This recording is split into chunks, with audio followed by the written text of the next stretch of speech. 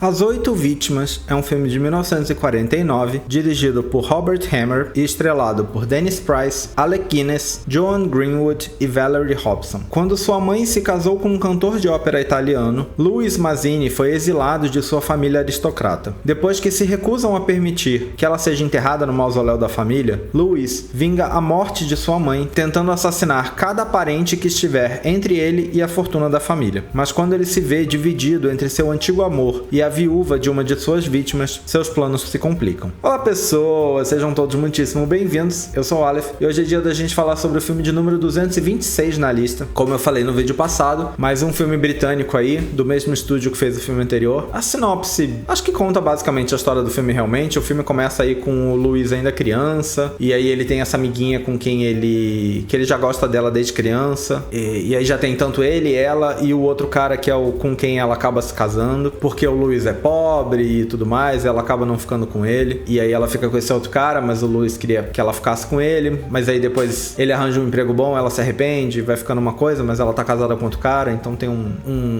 uma relação ali. E aí, bom, talvez não fique óbvio por essa sinopse, mas como eu falei no vídeo anterior, esse filme é uma comédia, então tudo isso é mostrado de um jeito bastante cômico. Então, sei lá, as mortes são todas muito cômicas, né? As mortes aí dessas pessoas que ele tem pra matar, porque a família afasta eles, mas assim, ele ainda é da família. Então, de algum jeito, ele tá na linha de sucessão pra se tornar o novo duque, que é o título que a família tem, né? O mais velho da família é o duque, e aí ele tá na linha de sucessão pra ser o próximo duque. No momento em que ele começa a falar sobre a ideia de tentar, quando a mãe morre, ele começa a ver, tipo, quantas pessoas tem e tal, são, se eu não me engano, 12 pessoas na linha de sucessão antes dele. Mas antes dele poder começar a fazer qualquer coisa, 4 morrem. E por um lado tem o dilema de que, tipo, alguns podem ter filho, e aí se tiverem um filho, o filho vai ficar na frente dele também. Então é um problema que esse número pode aumentar, né? E aí quando tem a conversa dos 12, é um pouco por isso. Tem um cara que ele com a esposa tem gêmeos. Gêmeos já são 2 pessoas a mais na linha de sucessão, mas os gêmeos acabam morrendo por doença, que aliás é um ponto relevante porque o filme é baseado num livro de 1907. É um livro bem mais antigo, livremente baseado assim, mas parece que o livro, por exemplo, era bem mais pesado, embora eu acho que talvez já fosse meio comédia, não tenho certeza, mas o livro era bem mais pesado, então o livro envolvia ele matar crianças e coisas assim. No filme tiraram isso, então as únicas crianças que tem no filme, elas só são citadas, elas nunca aparecem, mas elas morrem de doença. E aí o livro também tinha outras questões aí, com o fato de que o personagem na verdade era meio judeu, então o livro tem toda uma questão sobre a família que não aceitou o que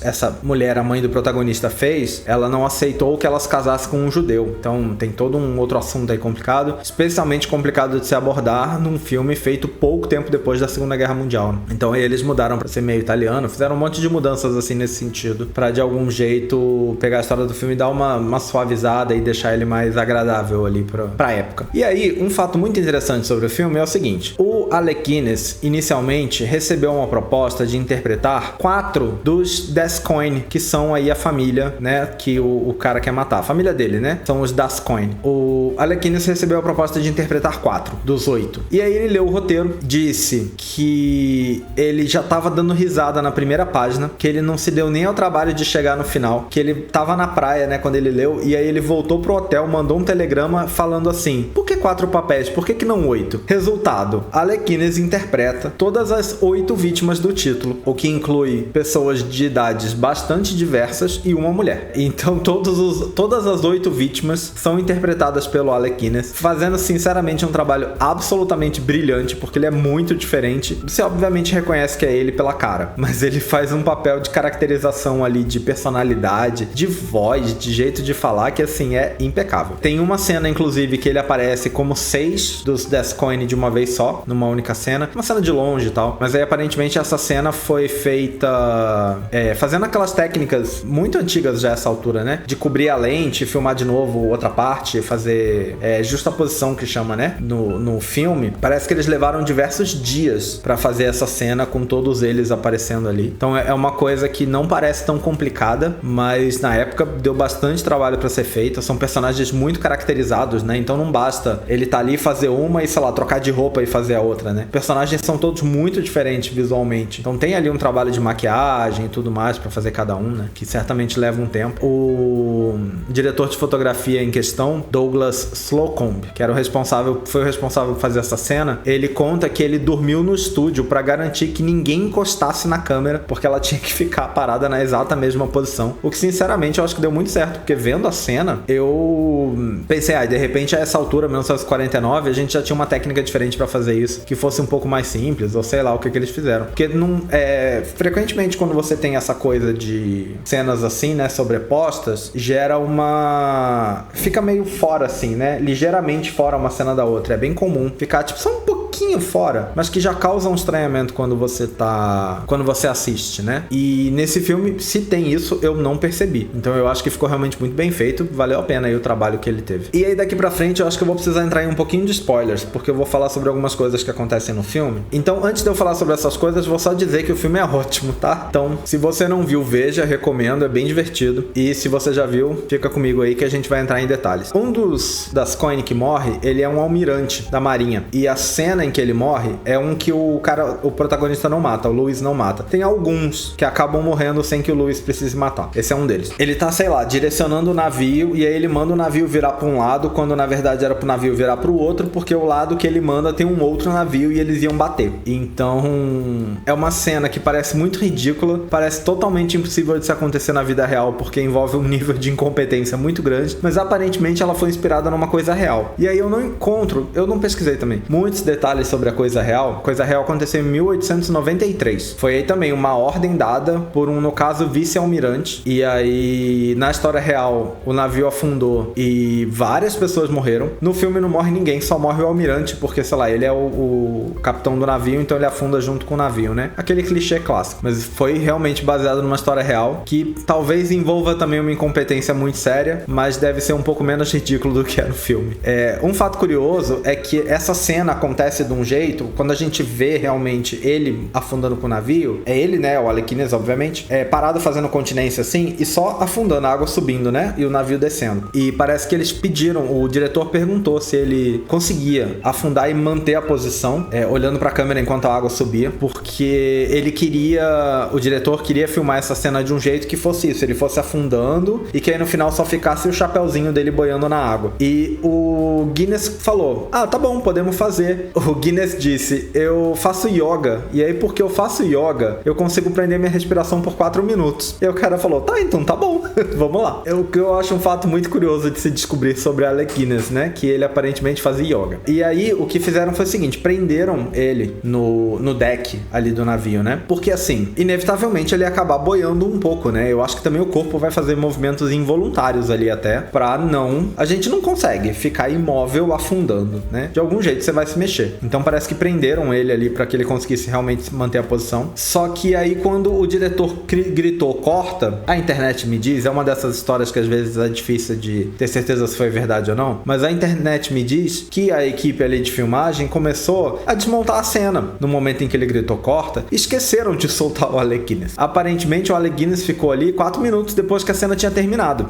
Quanto tempo então ele teve que ficar prendendo a respiração? Ele saiu dali, precisou ser socorrido? O que aconteceu? Ele já tava respirando água, botando água pra dentro, o que tava acontecendo? A internet não me deu esses detalhes, mas tem essa história aí. Eu achei, na verdade, a parte mais curiosa, a ideia do Alec Guinness falando, assim, eu faço yoga, eu dou conta. Com tudo isso, a recepção da crítica foi bem mediana, na verdade, não gostaram muito do filme. O filme com o público até fez sucesso em alguns lugares. Nos Estados Unidos, ele precisou ser muito editado por causa da censura, porque é uma questão muito complicada. É um filme justamente sobre uma pessoa cometendo assassinatos e ele é o protagonista do filme, então ele é o seu herói no filme, porque os assassinatos também são motivados por vingança, né? Então, realmente você simpatiza com ele de algum jeito. Tudo isso era um problema imenso nos Estados Unidos, né? Parece que eles chegaram até a adicionar uma cena no final, pra versão americana, que não tem na versão britânica, que foi a que eu assisti a original. Hoje em dia deve ser difícil achar a versão americana, eu acho que a gente vai achar mais a britânica mesmo. E aí um fato muito curioso, que eu não sabia quando eu pesquisei sobre, nem quando eu assisti o filme, é que esse ano, em 20 de fevereiro, saiu um uma refilmagem desse filme, um remake, uma versão americana. A versão americana saiu no Brasil com o título Manual Prático da Vingança Lucrativa. Eu acho que é um título bem curioso. Em inglês é How to Make a Killing. É tipo, como cometer um assassinato, mais ou menos.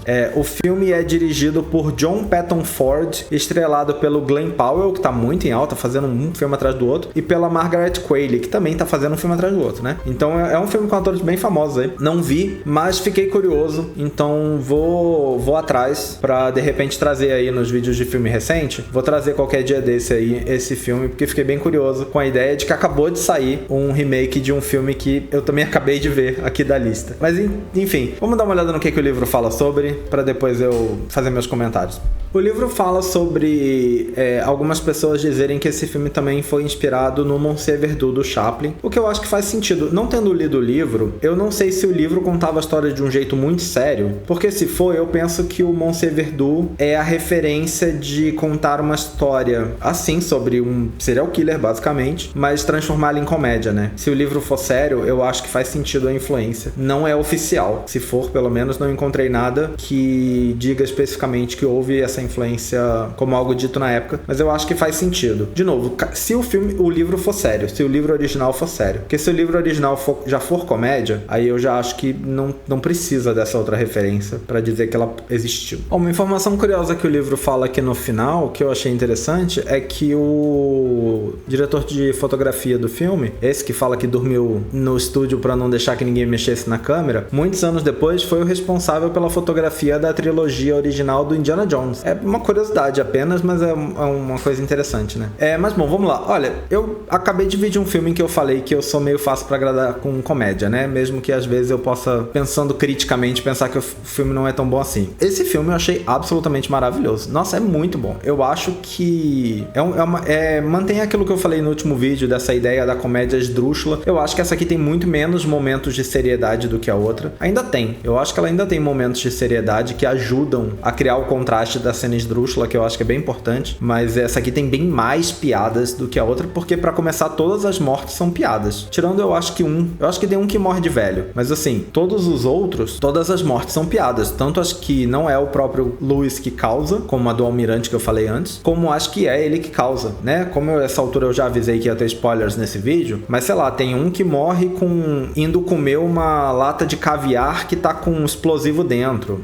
Que eu falei que tem um que é uma mulher, né? A mulher é morta, ela tá fazendo um passeio de balão, e aí ele atira no balão, e aí ela cai do balão. Uma cena bem besta, assim. Tem o outro que ele mata o cara, ele é apaixonado por fotografia, e aí ele troca o querosene ali da lamparina que ele usa na salinha por, acho que gasolina ou alguma outra coisa assim, muito mais inflamável, sabe? Inflamável de um jeito mais exagerado. E enquanto isso ele fica conversando com a esposa do cara, que inclusive é uma dessas, né, que a sinopse fala que ele fica entre o amor dessa e da amiga de infância. Ele tá, tipo, conversando com ela tranquilamente, enquanto a gente vai vendo a fumaça subindo no fundo da cena, e ele sabe o que tá acontecendo, mas a mulher tá de costas e não tá vendo. É uma cena totalmente cômica. Então eu acho que esse é um filme com mais piadas comparado com o anterior, mas eu achei, assim, divertidíssimo. O final do filme, maravilhoso, porque aí no final do filme... Aliás, antes de falar o final do filme, na verdade, o começo do filme é o seguinte. O filme começa com ele na prisão, prestes a ser enforcado. Então o filme começa, na verdade, com o cara, o carrasco que vai enforcar ele, chegando na prisão e conversando ali com o sei lá, diretor do presídio, sobre qual é o jeito correto de tratar o cara, porque o cara é duque. Então ele quer saber como é que é o jeito correto de chamar ele. Eu não posso chamar ele de você. Fala, não, é sua graça. Sua graça é como você chama. Ele fala assim, sua graça. Pois não, sua graça. O cara que ele tá indo enforcar, sabe? O cara que cometeu o crime, ele tá indo enforcar. O filme começa assim. E aí, enquanto ele tá esperando isso acontecer, ele tá ali na cela dele, escrevendo as memórias dele. E aí, o filme é essas memórias. Então é meio narrado e tal, porque o filme é pra ser o que ele tá escrevendo nas memórias. Tudo que a gente vê no filme é como se fosse o que ele tá escrevendo nas memórias. Só que aí, no final, o filme conta que ele tá preso não por qualquer um dos parentes que ele matou. Ele tá preso porque ele foi acusado de matar o marido dessa amiga de infância que ele gosta, que na verdade a gente sabe que ele não matou, porque o marido dela se matou. Ele tava completamente sem dinheiro, falido, e ele acabou se matando. Só que logo antes dele fazer isso, ele pediu dinheiro pro Luiz, e o Luiz foi lá na casa dele, e eles brigam e tal. E ele conta isso pra amiga de infância. Então ela sabe que eles esteve lá logo antes dela encontrar o cara morto. E aí com isso, ela cria toda uma história porque ela tá com raiva dele porque ele vai se casar com a outra, pra dizer que foi ele que matou. E o argumento dela é muito convincente. Sabem realmente que ele esteve lá, ele foi a última pessoa a ver o cara vivo. Ela diz que contou que o marido descobriu que eles estavam tendo um caso, que eles estavam tendo realmente, mas o marido nunca descobriu. Então cria-se toda uma coisa e é por isso que ele tá preso. Na verdade, ele cometeu, sei lá, 6 ou 7 ele cometeu acho que 6 assassinatos, mas ele tá preso por um que não foi ele que cometeu. E aí ela vai fazer uma visita a ele antes ali da hora dele ser enforcado, onde ela oferece fazer surgir a carta de suicídio que o cara deixou, que ela escondeu, pra provar que o cara realmente se matou, em troca dele, em vez de se casar com a outra, largar, acho que ele já casou, mas largar a outra e ficar com ela. E ele aceita, porque obviamente é ou isso ou a morte, mas ele aceita falando que na hora que ele sai dali, a solução dele é fácil, é só ele matar uma das duas. Se ele quiser ficar com a amiga de infância, ele mata a outra e aí ele vira viúvo. Se ele quiser continuar com a outra, ele mata a amiga de infância e fica casado com a outra e pronto, tá tudo resolvido. Ele já matou 6 pessoas nessa altura, que quer matar mais uma.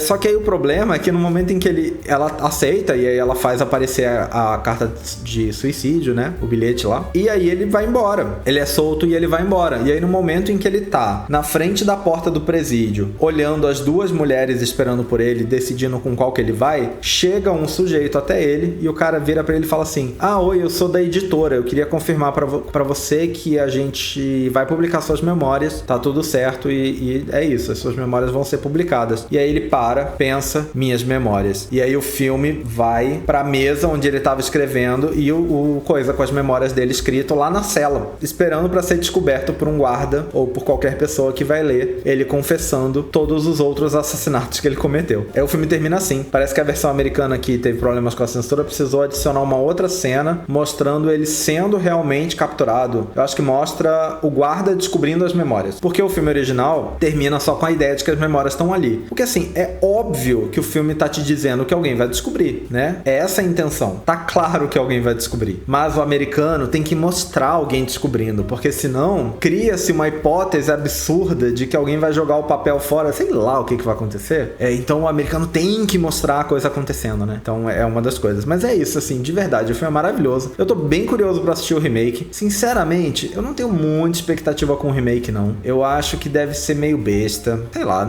vou chegar nele sem expectativas, ou, na verdade, vou chegar nele com a expectativa baixa. Mas, em breve, eu tento fazer um vídeo aqui pra falar sobre e pra gente poder comparar os dois. E é isso. Se você já viu esse filme, deixa aí nos comentários o que você achou. Espero que vocês tenham gostado desse vídeo. Em breve nós estamos de volta com mais um. Até a próxima. Valeu! Até mais!